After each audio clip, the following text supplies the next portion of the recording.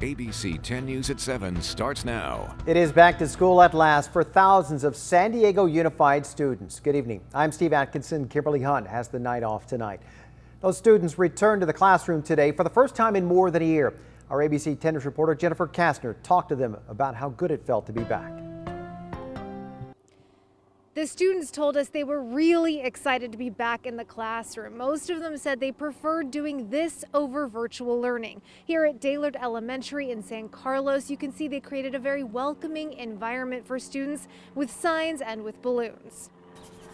Carrie Kirby brought a sign Monday afternoon to pick up her second grader, JT, who returned to Daylord Elementary School in San Carlos for the first time since the start of the pandemic. He has not been on campus since March 13th of 2020. So this meant a lot to us. A little teary-eyed, but we got mom time for 4 hours. JT was excited for the change from online learning. You think this is better? Yes. Parents like Kirsty Wilson and Bill Halloran were ready to have their kids return. I've been working from home for over a year now, and it's been quite a challenge with both kids home. If my teacher feels ready, I'm ready. If my kiddo feels ready, I'm ready. Daylord is part of San Diego Unified, the region's largest district. Monday, the district started bringing back about half of its 100,000 students for on-campus instruction for either 2 or 4 days a week, with a major emphasis on COVID safety measures, including smaller classes, social distancing, and staying masked up to prevent outbreaks. It was pretty crazy being in a new class with a few new people. Second grader Logan Frederick and his kindergarten sister Dahlia had no reservations about being in class. I don't like being online that much, but I love being in person. And the district has teamed up with UC San Diego Health to get students tested once every 2 weeks. Reporting from San Carlos, Jennifer Kastner, ABC 10 News. A lot of kids happy to be back. San Diego Unified was not the only district welcoming back students for in-person learning. The San Ysidro Sweetwater Union High School District and the Chula Vista Elementary School District, they all started their hybrid learning programs today.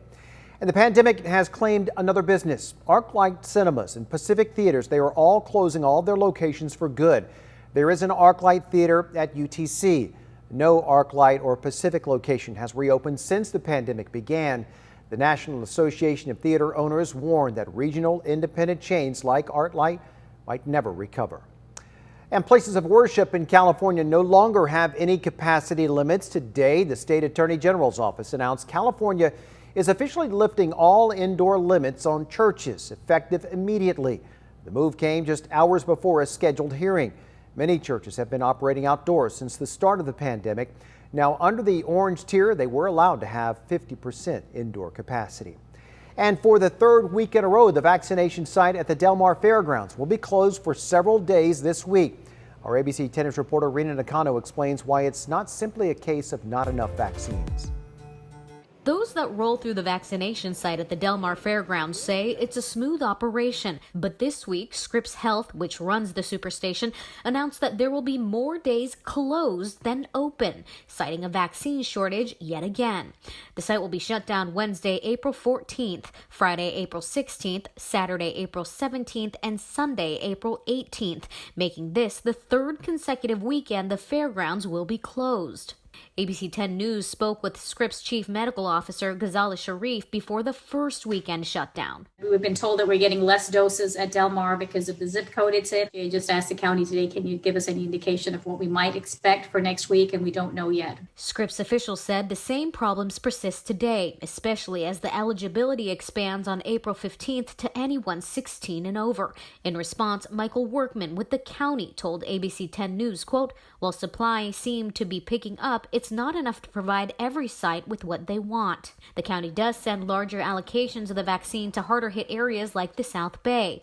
Workman added that on 2 occasions when Scripps announced the emergency closures, the county offered more vaccines, but Scripps declined. Scripps spokesperson Stephen Karpowicz followed up, saying that they did receive 2 last-minute offers today, but Scripps needed more than 24 hours to handle scheduling logistics on their online MyTurn appointment system. He said, quote, the constraints involved with needing to use the MyTurn system along with the lack of a reliable and timely supply of vaccines have been ongoing challenges. Scripps said those with appointments on the now closed dates at the Del Mar Fairgrounds will be automatically rescheduled on their My Turn app. I'm Rena Nakano, ABC 10 News. Those vaccines will be available tomorrow in San Diego without an appointment. The Border View Family YMCA in Otay Mesa gave out Pfizer doses today and will do it again tomorrow. The Mountain View Educational Cultural Complex will do the same, and shots will be given at both locations on a first-come, first-served basis from 9:30 to 3:30, but you must be currently eligible to receive a shot. SeaWorld is back open as a theme park for the first time in more than a year. The park had been operating simply as a zoo, but today the rides were back open, including the Electric Eel, the Tentacle Twirl, and a smaller ride in the Sesame Street Bay of Play. Capacity is limited to 25% in our current tier, and there are mask and social distancing rules. For $9 a month, SoCal residents can buy a pass, giving you a year of unlimited visits and 50% off parking. You can stay on top of any new developments with coronavirus by downloading the 10 News app. A free version is available in the App Store.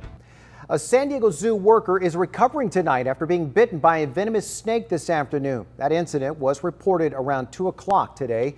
The zoo says the wildlife specialist was bitten by the type of snake that you see here. It's an African bush viper.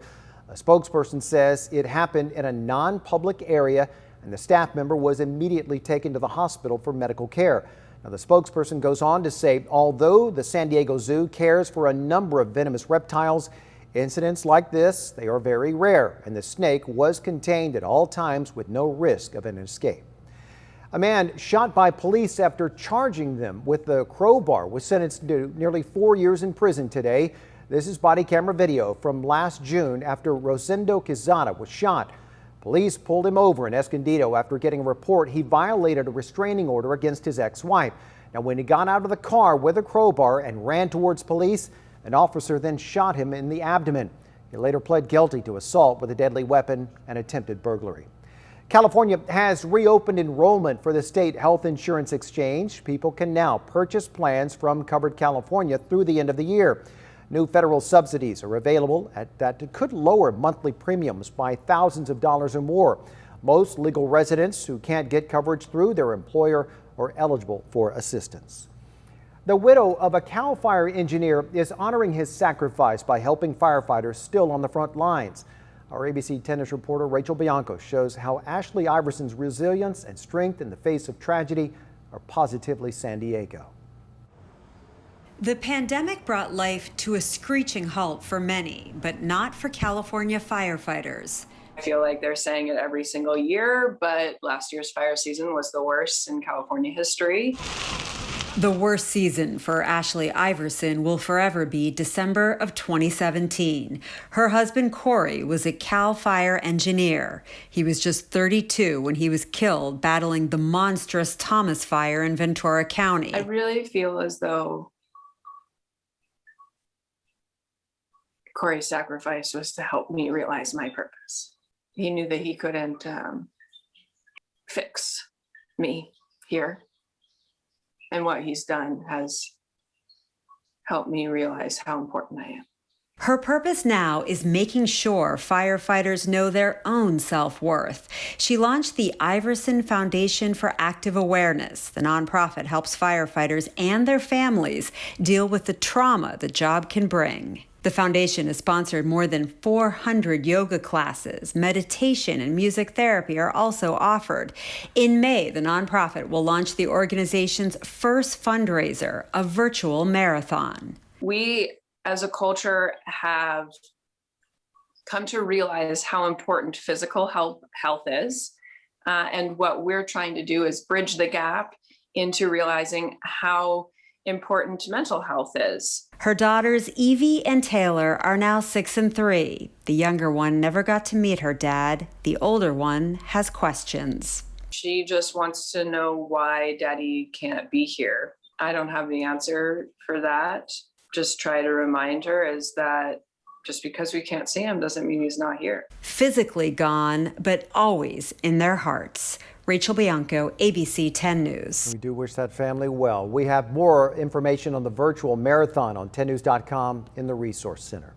And if you have a story that is positively San Diego, we'd like to hear from you too. Send us an email to tips@10news.com. You can also join our ABC 10 News Positively Facebook group where you can share your stories with other San Diegans.